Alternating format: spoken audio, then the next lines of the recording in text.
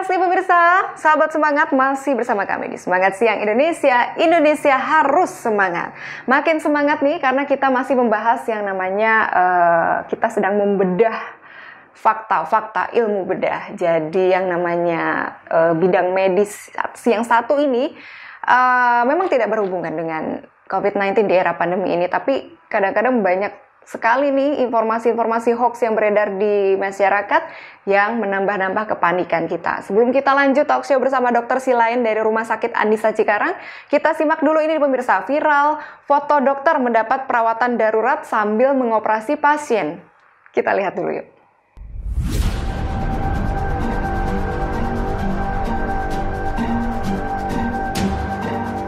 Sahabat semangat, salah satu pekerjaan mulia di dunia ini adalah sebagai seorang dokter. Profesi tersebut tentu mengharuskan seseorang untuk mementingkan pasiennya daripada kepentingan pribadi. Namun, anggota medis juga hanya manusia biasa yang tidak tahan terhadap rasa sakit yang dirasakannya. Dedikasi seorang dokter untuk menyelamatkan pasiennya terbukti dalam unggahan foto yang beredar di media sosial. Pasalnya, beredar foto viral di media sosial ini memperlihatkan seorang dokter bedah sedang melakukan operasi sambil dirinya juga sedang dirawat oleh rekannya.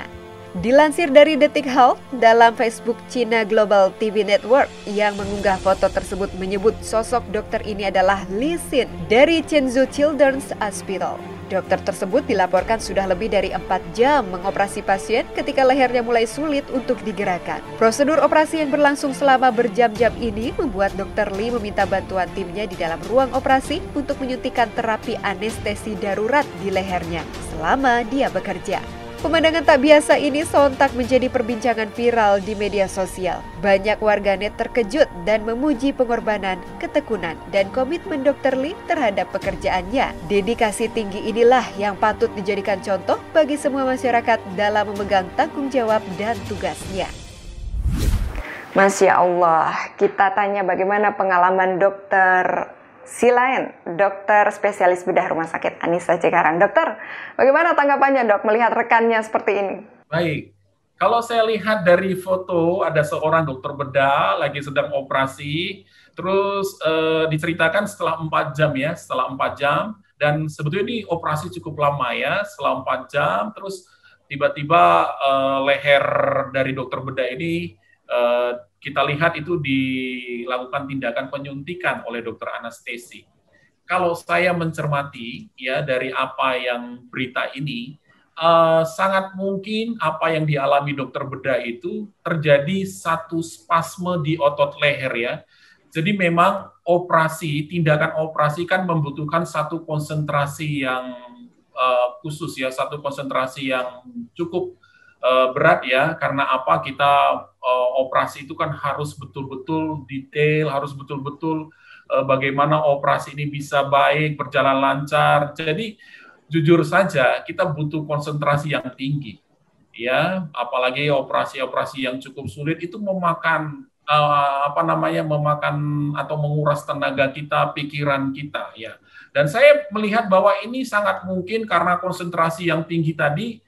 Ya mungkin pergerakan sangat konsentrasi juga pada satu fokus tertentu sehingga bisa mengalami spasme ya.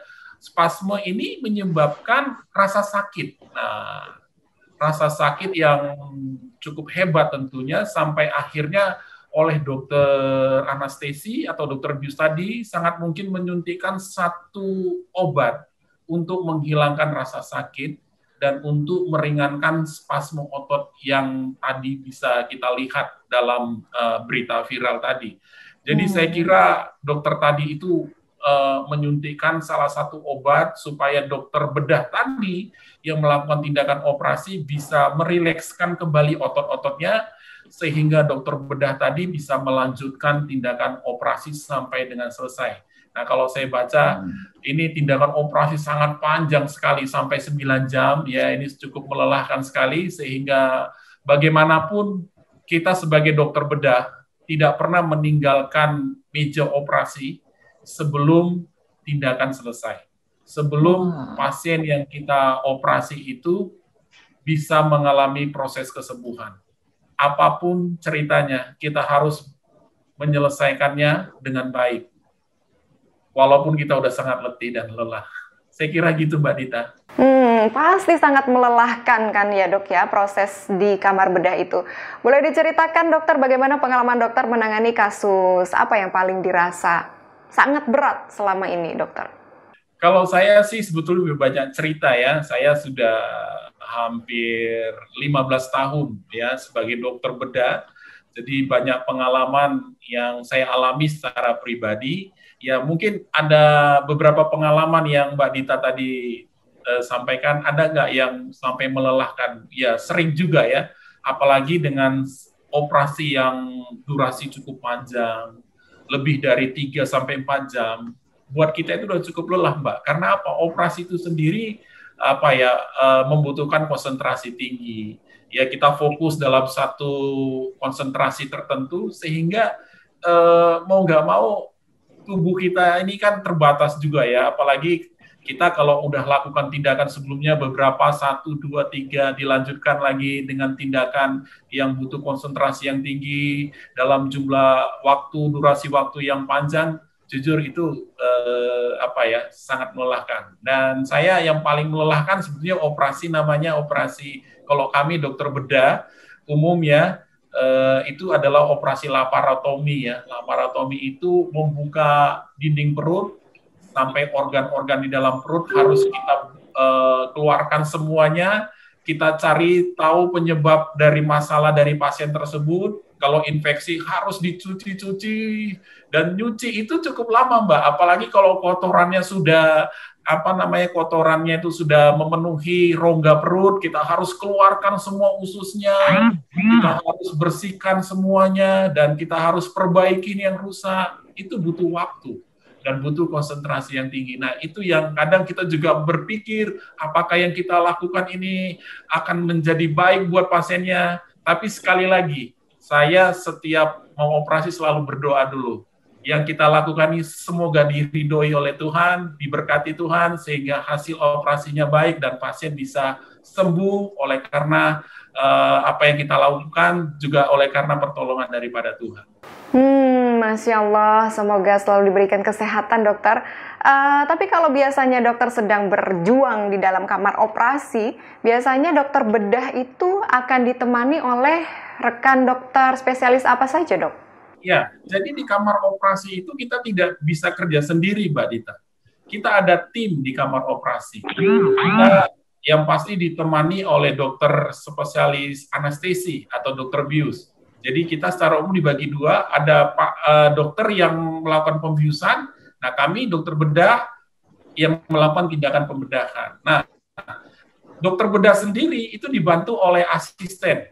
Ya, ada asisten operator namanya. Ya, jadi biasanya kita ada 3 orang sampai 4 orang. Jadi selain saya ada asisten operator, nanti ada juga asisten instrumentasi yang akan menyiapkan alat-alat untuk yang dibutuhkan untuk dilakukan tindakan pembedahan tadi. Dan nanti ada asisten lain untuk sebagai pembantu umum yang membantu kita menyiapkan segala sesuatu yang kurang sehingga proses tindakan pembedahan bisa berjalan lancar dan baik. Baik, kita berserah diri saja ya kepada yang pertama, kepada Allah Subhanahu wa Ta'ala, dan yang kedua kepada dokter-dokter yang sangat berkompeten ini. Kalau begitu bagaimana dokter cara mencegah kelelahan nih bagi para dokter untuk yang sedang berjuang di meja operasi? Ya, jadi motivasi kita satu sebetulnya, apa yang kita lakukan ini bisa bermanfaat, berfaedah bagi pasien tersebut. Saya sering sekali punya pengalaman yang tadinya sudah sangat lelah, ya kalau dilihat kalau baterai, mungkin baterai kita itu dayanya tinggal 5-10% ya. Tapi kalau udah di meja operasi, itu naik dengan sendirinya, Mbak. Itu mencapai 90-100%. Jadi memang adrenalin kita itu akan kembali naik ya, kalau kita sudah menghadapi pasien di meja operasi. Dan akan sangat terasa setelah operasi sebetulnya.